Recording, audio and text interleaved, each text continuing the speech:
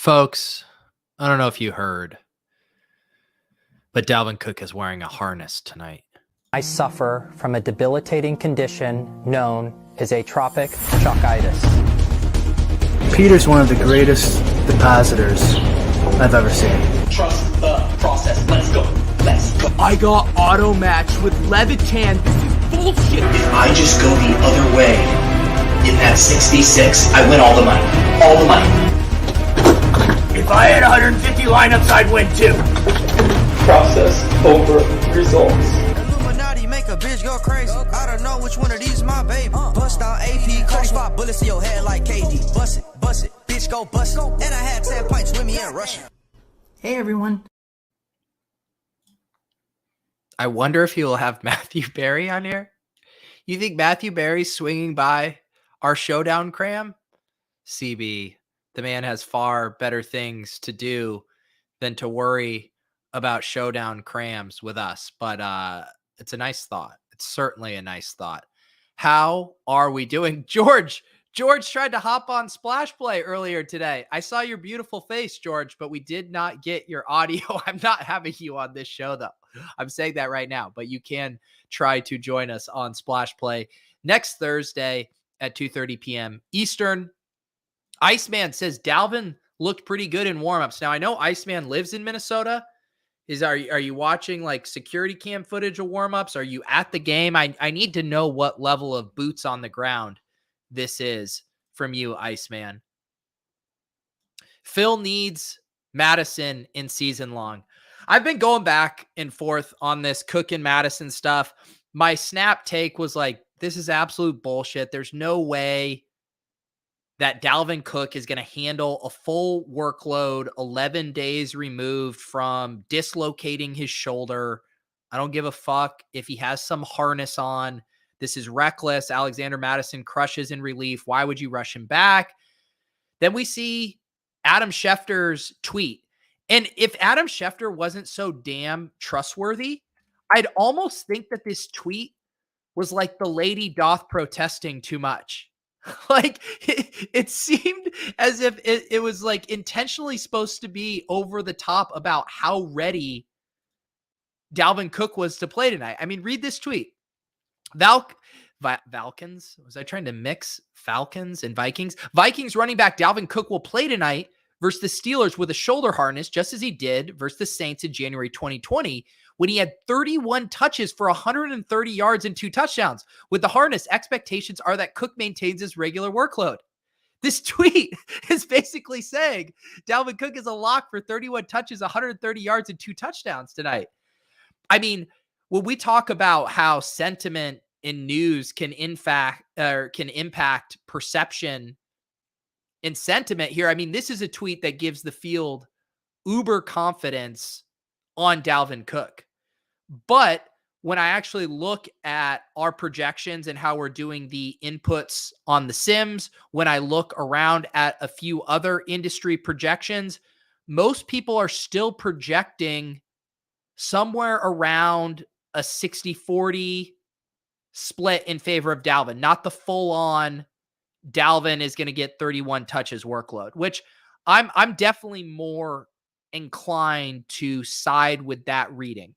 I just really don't see how we get 31 touches from Dalvin Cook tonight. And even if that's an exaggerated number, I can't imagine him getting that much work. And maybe I'm being stubborn. Maybe I just need to trust the Vikings in their report here in Schefter. But that's the beauty of the Sims, right? We can tweak these inputs and we can produce lineups and see how it shakes out. So why don't we get into it here? We will run the Sims. We can mess with the Dalvin Cook and the Alexander Madison inputs and see what it is churning out. I am way behind on the chat. What's up, Sam? What is up? What is up? When can we talk about our redacted shares again? When the season's over. That's when you can talk about your redacted shares. How many vitamins before the show, Pete? Honestly, I'm back on my bullshit, dude. I'm drinking wine on a school night. The NFL drugs are good. How is Cook playing with a dislocated shoulder? This is my take. I don't get it. I'm not saying jam Madison, and this is the experiment we're going to do, because I did this earlier when I was building my lineups. I adjusted the Alexander Madison market share of rush yards and touchdowns to an extreme amount.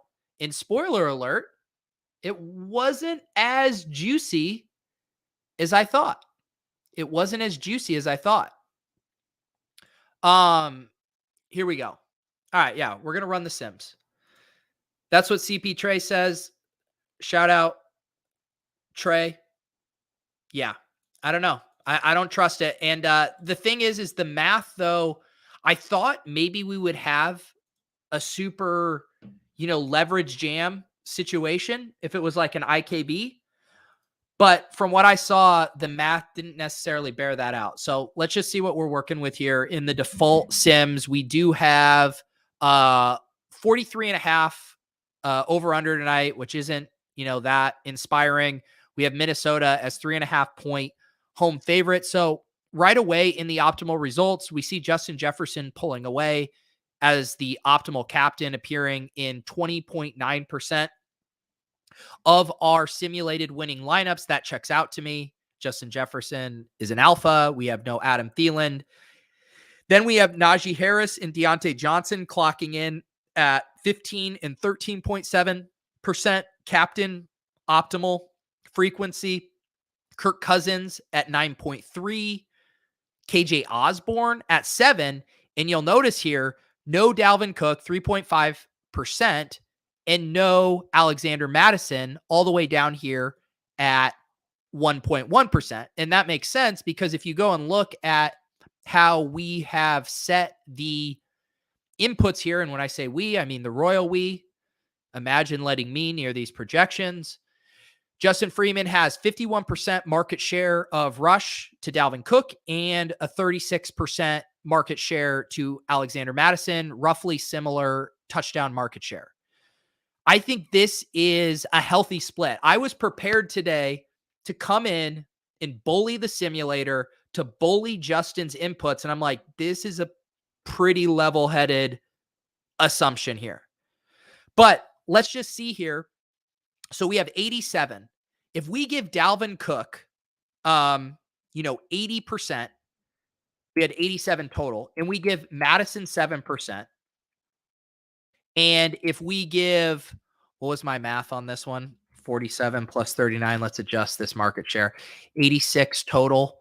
So let's give 80% TD market share and 6.2 to Madison. And let's see how good Dalvin Cook looks in this scenario.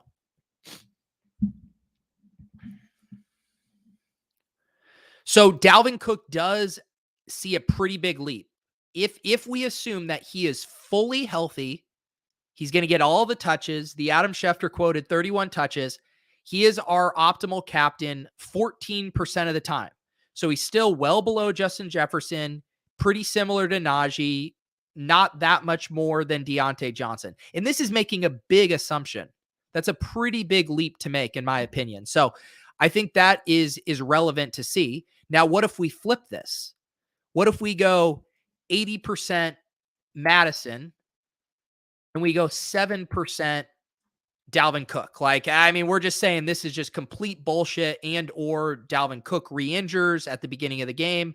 I know this is a stretch, but I think I want to go to the extremes to see how well Madison projects in that scenario.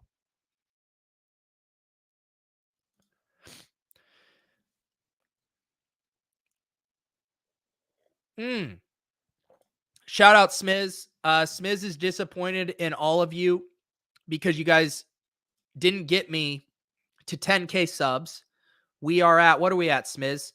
9.91. We're 90 away, roughly 90 away. Thank you to Smiz. Had a very nice tweet about getting me to 10K subs. We are indeed 90 away. If you are watching, if you're one of the 216 people watching and not subbed, it would mean a lot to me if you sub to the channel. Thank you for this PSA. So in this scenario, Alexander Madison comes up to 13.4%, which is a pretty similar optimal rate to Dalvin Cook, which makes sense. They're similar salary. And you see here, he's significantly below Justin Jefferson. He is about the same range as Najee and Deontay Johnson. So for me, the disappointing thing was with this is I was hoping we would get one of those scenarios where I, plug in Madison with an 80% market share of rush yards, and all of a sudden he's the optimal captain 30% of the time. Then I'm starting to think the risk reward of jamming Madison is well worth it. But we see here, not only do when we are right, he's still not even the optimal captain, the most. He's right in line with Harris and well below Justin Jefferson. So to me, that's an instructive takeaway. I think taking stands on these guys as flex plays makes a ton of sense. I think I'm leaning toward taking a stand on Alexander Madison as my preferred flex play, but I am not seeing enough here to show me that I'm really willing to bully the inputs on this Cook and Madison split. Mathology says here, Najee, Justin Jefferson, and Deontay. Why can't I talk tonight? Have I had that much wine? That they seem like the clear-cut captains. Yes, I agree with that. We can mess with a few different game script flows to see if that shakes things up. But just looking at aggregated ownership for captain, no one was pulling away today relative to Sims versus aggregated ownership. Seeing slight boost to Justin Jefferson relative to aggregated ownership. And let me reset this just for us looking at these best flex and captain plays here.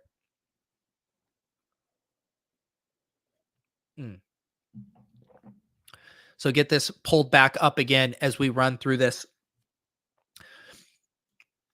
I will say this, the places that I look to update ownership from hadn't updated ownership as of like 20 minutes ago. So a lot of the aggregated ownership I'm looking at was from this afternoon, although nothing really changed. We had the Cook report earlier this morning, and there were no major inactives for this game. So I don't think it should change too much, but Justin Jefferson appearing 21%. I was seeing average captain ownership around 18%.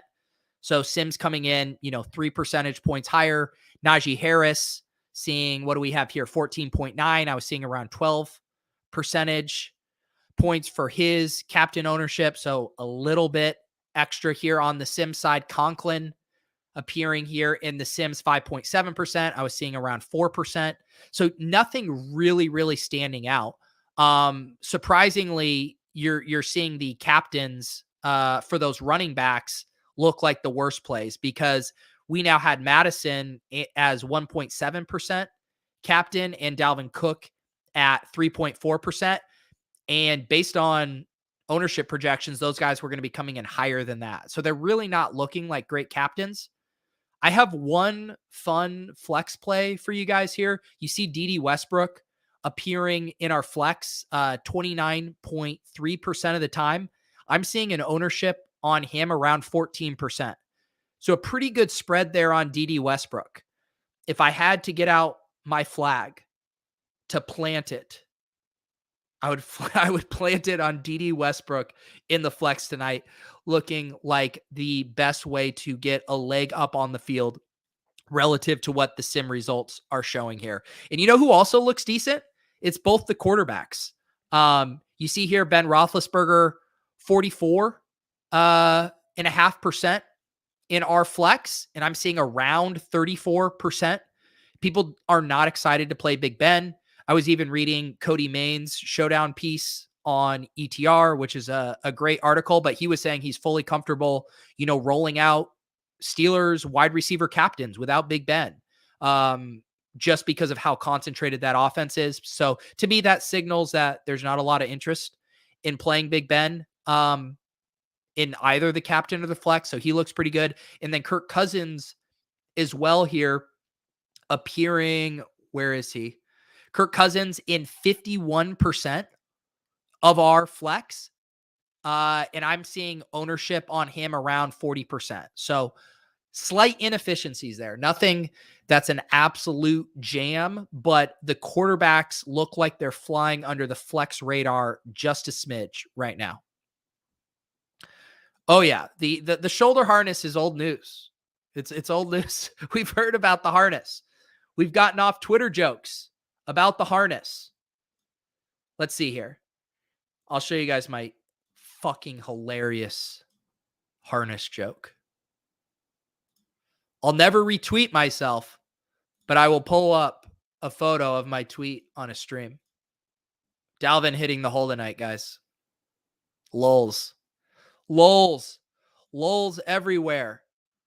All right, let's look at the texture of some of these lineups and see what these are looking like as far as the kind of distribution of Steelers and Vikings in these lineups. So right out of the gate here, we can see a 5-1 Vikings to Steelers, which is pretty intriguing to me, right? The second lineup here, frequency 14 times in the 10,000 sims, is another 5-1. The third one is a 5-1. Finally, we get a 4-2 Vikings, another 5-1 here. So this I always like to see, just because we know that the field isn't going to be employing 5-1s at the clip they are 3-3s and 4-2s. 5-1s are always going to be more unique. And I think this looks like a great spot to be running out 5-1s in both directions, because the spread is so tight. You see here in this lineup, this is a 5-1 Steelers. Roethlisberger, Najee, Freiermuth, Claypool, Deontay Johnson, D.D. Westbrook. That lineup is hot. But the Sims definitely pointing us in the direction of 5-1 builds. I mean, almost all of these are 5-1s in one direction or the other. Here's a 3-3. Here's a basic bitch lineup. Look at the product ownership in this one. 899. Deontay Johnson, Ben Roethlisberger, Chase Claypool, D.D. Westbrook, Kirk Cousins, KJ Osborne. That's your basic bitch lineup right there. Is Justin Jefferson the best receiver in the NFL? I before E, except after C. Maybe. I don't know. I'm not good at takes like these. I just don't care enough. I just don't have takes like this. I don't know. He's top 5 for sure. Lou made this joke on Twitter too. You guys are so mean to Davis. Let's see here. You want the bougie lineup? We'll give you the bougie lineup. How many Steelers 5-1s are there? So in this input, and again, the Sims are reactive to the implied team total. So this baseline Sims has the Steelers with a 20.5 implied team total, and it has the Vikings at 23.5. Let's see if we push it a little bit in one direction or the other. You know, if we want to play the Steelers winning 30-20. So let's say this game pleasantly goes over the total. The Steelers rush rate is real low. Their pace is at a very nice 69. This is the part of the show where I just click buttons. Actually, no. Their pace would probably be a little slower. Sorry. Their rush rate would actually come up if they were winning. I am drunk tonight, apparently. The Vikings pace would maybe come up. The Vikings rush rate would maybe come down. But let's see here in a Steelers, 10-point victory, what this looks like.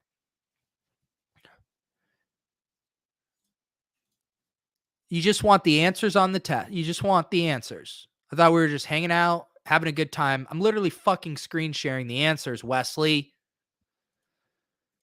All right. So in this scenario, Justin Jefferson remains an awesome captain. You do see Harris get boosted. It makes sense that Justin Jefferson is game script proof, whether the Vikings are rolling or even playing from behind. He is still going to be the optimal captain. Najee and Deontay. Things hold pretty similarly. Let's see if the texture of the lineups. Yes, just as we thought here. The number one simulated lineup in a Steelers 10-point victory is a 5-1 Steelers. That Ben Roethlisberger captain, Dede, Najee, Claypool, Frymer, Deontay Johnson. I think this is going to be a fairly popular lineup, though. But how about this 5-1 right here? Now we're cooking. Once you throw Kalen Ballage into the lineup, now we're in don't dupe me, bro territory. Deontay Johnson, captain, Najee, Kalen Ballage, Roethlisberger, Justin Jefferson, Steelers defense. And this lineup makes intuitive sense. If the Steelers were to crush, both running backs get involved, the defense puts up a good day, and Jefferson salvages some points as the alpha bring back. Am I actually being super aggressive? I do feel slightly more aggressive than usual. It's bad too. I'm like, when I drink beer, I'm still like a pretty chill dude. I do get a little feisty when I drink wine. I have noticed that over the years. I apologize to Wesley. I apologize for snapping at you. But we're trying to teach you how to fish here. Trying to teach you how to fish. If you want to learn how to fish on your own, I do highly recommend signing up for Run the Sims. You can get 10% off with promo code Pete. They do have monthly deals running right now. You will want to have these tools throughout the playoffs for all of the showdown slates, the short slates, all of that good stuff. I honestly can't recommend it enough. The Sims have been on fire for everyone. You can also get access to the Run the Sims channel in the Deposit Kingdom Discord if you are a Run the Sims sub. And you can also get access to that channel by becoming a YouTube member as well. We love the Sims around here. Let's mess with like a super low scoring game, because as much as we would all like to wish cast a high scoring Thursday night game, we know the reality is that this game is probably going to be fucking 13-10. That's just the truth. If we all take a long, hard look in the mirror, and we say to ourselves, shouldn't be drinking that much wine on a Thursday night. And I know I want it to be really high scoring, but the sad truth is Big Ben and Kirk Cousins aren't going to be able to move the ball down the field. There's going to be 14 fucking punts. The game's going to be 13-10. And people on Twitter are going to tweet things like, if you value your time, you didn't watch tonight's game. And then you're going to get ratioed because you're Davis Maddock. And that was actually a really entertaining game on Monday night. And of all the games to have that take that your time would be better spent elsewhere, that was not the game. Monday night was legitimately fun. I barely watched football, and I was fucking wrapped with attention watching that game on Monday. Anyways, I digress. All right, let's see what a 13-10 looks like here. Let's bring the pace way down. Rush rate goes through the roof. Pace down. Rush rate up. This is going to be double D's territory right now, Mathology, I'm telling you.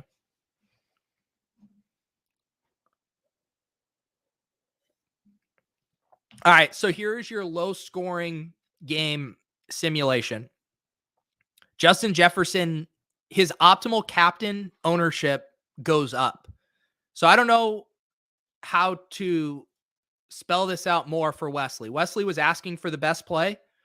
Sir, we have sliced and diced this game from multiple directions, and one man stands above them all.